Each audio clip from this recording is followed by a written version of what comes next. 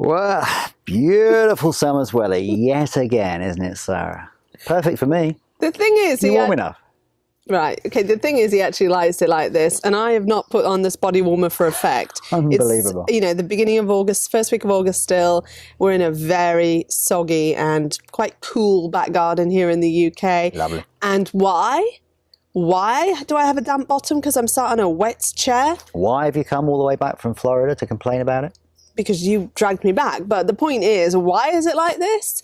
Because the jet stream, once more, up to its old tricks, our old friend the jet, we're on the wrong side of it. There were indications that during the course of this week, the weather would actually finally settle down. And yeah, because didn't you tell me that last week? Didn't you say to me, when we were talking about me coming back for Countryfile Live, don't worry, it's all going to be much more settled next week? There were indications that there would be a shift in the jet stream. And we have our very own jet stream, which we prepared earlier on. Talk us through it, Sarah.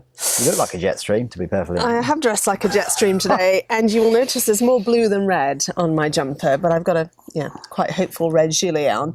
Anyway, the thing is, so the jet stream, we all know, is this fast-moving ribbon of air high up in the atmosphere. Thank you. What does it do? And it propels weather systems around the northern hemisphere from west to east. And actually there's a cold side of the jet and a warm side of the jet.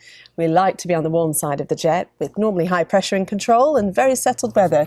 Unfortunately, we of course have been on the cold side of the jet in recent weeks. You can see that here's the UK right here. And not only that, it's been spinning areas of low pressure towards us, which normally means wind and rain, hence the very unsettled weather.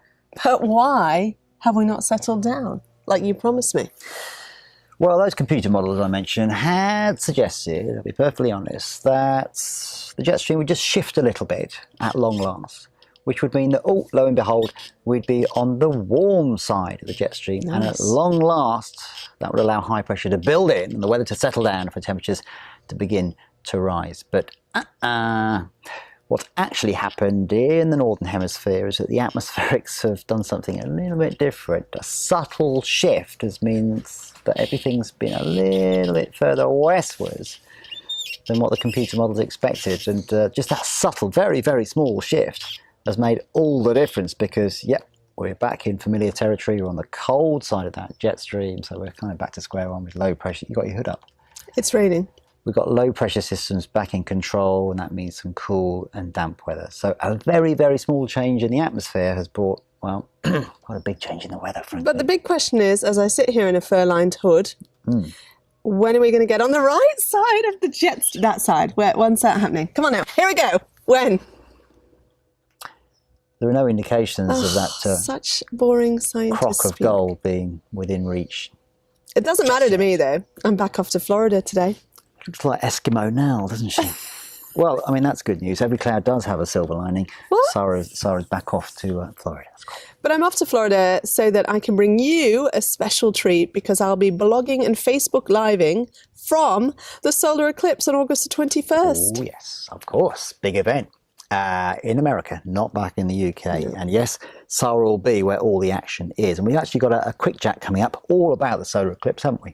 I've got to go. I've got a flight to catch, so just... Meantime, I'm going to enjoy the fine weather.